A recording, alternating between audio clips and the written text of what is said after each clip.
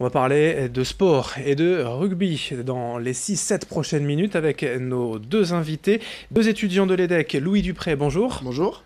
et Paul Millon, bonjour. Bonjour. Vous êtes tous les deux coprésidents de l'association de l'European Rugby Sevens Cup. C'est Tout à un fait. événement qui est organisé à Roubaix. Si vous aimez le rugby, notamment le rugby à 7, au Vélodrome de Roubaix, dans quelques semaines maintenant, le week-end du 10 et 11 mars. Exactement. Alors, la Coupe d'Europe de rugby à 7, si l'on veut traduire en français globalement, Un petit peu. un peu plus C'est amateur, notre, voilà, ce sont des étudiants finalement qui vont jouer, mais déjà, le rugby à 7, si vous deviez présenter un peu ce sport, cette discipline, c'est quoi? Alors, le rugby à 7, comme son nom l'indique, c'est comme le rugby à 15, mais à 7 par équipe.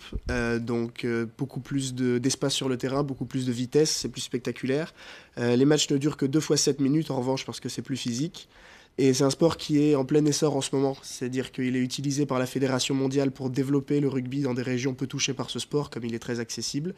Et nouvellement olympique, il a été représenté aux Jeux Olympiques. Pour la première fois à Rio en Exactement, 2016. tout à fait. C'est assez peu connu quand même, médiatiquement et au niveau populaire en France pour l'instant. En France en tout cas, dans d'autres régions un peu moins, mais c'est en train de se développer de plus en plus et on espère y contribuer un petit peu à ce développement en appliquant de notre part le rugby dans la métropole lilloise aussi. Voilà, avec notamment ce genre d'événement, l'idée c'est d'inviter des étudiants de toute l'Europe, forcément, mais des universités prestigieuses. C'est ça l'idée. Absolument. Cette année, du coup, on a 18 équipes, 12 masculines et 6 féminines. Et le but du jeu est d'inviter les universités les plus prestigieuses, comme vous l'avez dit. On vise les Cambridge, HEC et Oxford. Cette année, malheureusement, on n'a pas pu avoir Cambridge, mais on a quand même en France HEC, Dauphine. Donc ça reste un niveau universitaire plutôt pas mal. Voilà, puis on a sur les 18 équipes, on en a 5 françaises, les autres viennent d'un peu partout en Europe, notamment d'Espagne, Pays de Galles, Irlande, Angleterre, Écosse. Les équipes nous font l'honneur de se déplacer depuis assez loin pour rejoindre le Vélodrome de Roubaix. Les équipes universitaires qui jouent beaucoup au rugby à 7, ça se pratique beaucoup dans les universités comme ça? Oui, en particulier au Royaume-Uni, Oui. où le sport universitaire est vraiment très important, et en particulier le rugby. Alors on a soit affaire à des équipes qui sont spécialisées dans le rugby à 7, c'est plutôt le cas en Espagne, mais en rugby en Grande-Bretagne, ce sont des équipes de rugby à 15, mais qui s'entraînent spécifiquement à 7 pour notre tournoi en général. Puis les Anglais sont globalement quand même assez bons quand on parle de rugby, donc à 15 ou à 7, c'est qu'une question de Forcément, chiffres. c'est encore un sport qu'ils ont inventé, ils savent y jouer. Ils savent Un y peu. faire. L'European Rugby Sevens Cup, alors je le disais, c'est un peu la Coupe d'Europe de rugby, même s'il n'y a rien d'officiel. Ce sont quand même des matchs, pas de l'amical, c'est bien une compétition. C'est une compétition avec deux vainqueurs du coup cette année, parce que c'est la première fois que les filles sont invitées. Cette année, l'année dernière, il n'y avait Exactement. qu'un tournoi de garçons, donc deux vainqueurs, masculin et féminin. Et ouais, ils se rentrent dedans.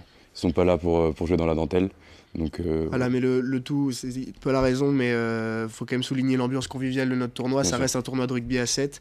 L'ambiance de ce sport est quand même très particulière. Souvent, les spectateurs viennent au tournoi déguisés. On est tourné vraiment vers une fête du rugby. Alors certes, les impacts sont présents sur le terrain, mais en dehors, c'est la convivialité qui règne avant tout. Et un aspect social aussi, puisqu'il y aura notamment une démonstration de quad rugby, donc c'est du rugby en fauteuil roulant. Ça, c'est aussi très original, enfin en tout cas, c'est peu connu. Oui, tout à fait. Alors le quad rugby, c'est une discipline paralympique, donc quand même qui est représentée dans le monde du sport pour personnes handicapées. Il s'agit de rugby en fauteuil roulant pour personnes paraplégiques qui oppose deux équipes de 4 joueurs sur un parquet. Et le but est simple, comme au rugby pour personnes valides, de marquer plus de points que l'adversaire en envoyant le ballon dans la zone adverse. Et là aussi, les impacts sont bien réels. Et les joueurs se percutent vraiment en fauteuil? Ah oui, tout Ouais, à fait. Ouais, absolument. vous verriez les images, c'est très très spectaculaire. C'est impressionnant. Des chutes assez monumentales quand même. Alors l'aspect social, donc via forcément ces personnes en situation de handicap, le quad rugby démonstration, mais aussi à travers des actions que vous allez mener dans les hôpitaux, c'est ça? ouais, absolument. L'année dernière, nous avons filmé un film à 360 degrés avec une caméra sur la tête d'un joueur. Et on a créé une vidéo d'à peu près 3 minutes qu'on va diffuser dans les hôpitaux pour des personnes à mobilité réduite avec un casque de réalité virtuelle. Pardon. Et c'est vraiment impressionnant. On entend, enfin, vraiment, on bouge la tête de tous les côtés et on entend les bruits de partout. Et donc on est vraiment dans l'ambiance du match, quoi. Un film pour diffuser auprès des enfants notamment? Oui, particulièrement, c'était notre objectif en créant ce match, de pouvoir faire vivre en immersion totale un match de rugby à des enfants qui peut-être n'en auraient pas la chance de par leurs conditions physiques, leur santé. Un invité de marque aussi, hein, le troisième ligne français Damien Traille, ancien international que l'on connaît bien, en tout cas les spécialistes connaissent. Il sera là aussi le samedi dimanche pour l'événement? Effectivement, il sera là le vendredi soir pour assister à la démonstration de quad rugby ainsi qu'au dîner de gala qui aura lieu au sein de la mairie de Roubaix. Tous les joueurs seront présents et costumés et il nous fera l'honneur de sa présence.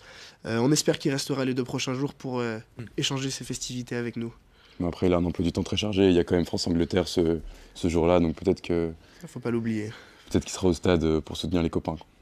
Alors, ce sont des universités d'Europe entière, prestigieuses, on l'a dit, qui vont jouer.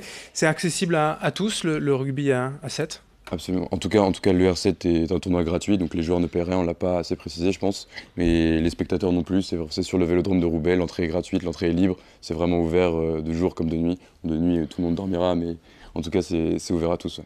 Il n'y a pas de troisième mi-temps de prévu? Ah si, mais ça, le troisième mi-temps dure toute la journée. Ouais.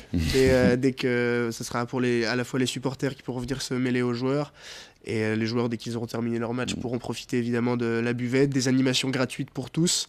Je pense que c'est important de le préciser. Toute personne souhaitant profiter de notre taureau mécanique ou autre animation qui sera mise en place ce jour-là seront les bienvenus. Oui, effectivement, vous avez bien fait de le rappeler, hein, Paul Millon. C'est une journée, un week-end même gratuit au Vélodrome de Roubaix, l'entrée gratuite pour Absolument. tous les spectateurs. Ce que je vous demandais, c'est le sport en tant que tel pour les jeunes ou même les moins jeunes. Si le rugby à 7 est assez facile, accessible pour tous. Moi, personnellement, j'avais jamais joué au rugby dans ma vie avant de rentrer à l'EDEC et dans cette association.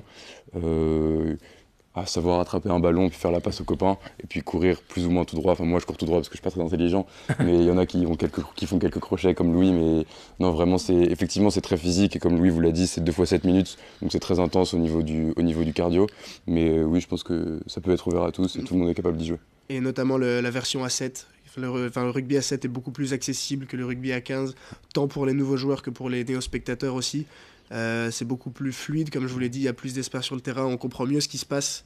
Ça permet d'être une bonne façon d'introduire le rugby à des personnes qui ne sont peut-être pas tout à fait connaisseuses de ce sport. Bien sûr.